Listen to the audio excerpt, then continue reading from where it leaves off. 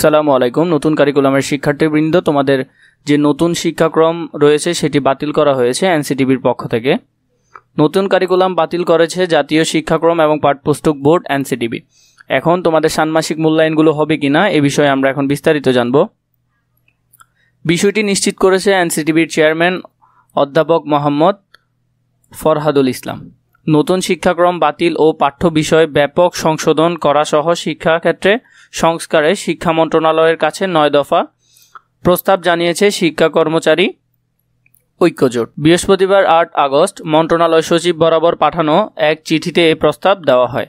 তাহলে তোমাদের বর্তমানে যে পরীক্ষাগুলো ধারাবাহিকভাবে চলছিল সেগুলো এখন হচ্ছে না, এবং তোমাদের বই কি সংস্কার করবে নাকি করবে না এই বিষয়ে এখনও ভালোভাবে কিছু জানা হয়নি। এদিকে নতুন শিক্ষাক্রম বাতিলের দাবিতে রাজশাহী মানববন্ধন হয়েছে শনিবার বেলা 11টার দিকে রাজশাহী প্রকৌশল প্রযুক্তি বিশ্ববিদ্যালয় রুয়েট সামনে এই কর্মসূচি আয়োজন করা হয়। এতে প্রায় অর্ধশতাধিক শিক্ষার্থীর অভিভাবক অংশ নেন।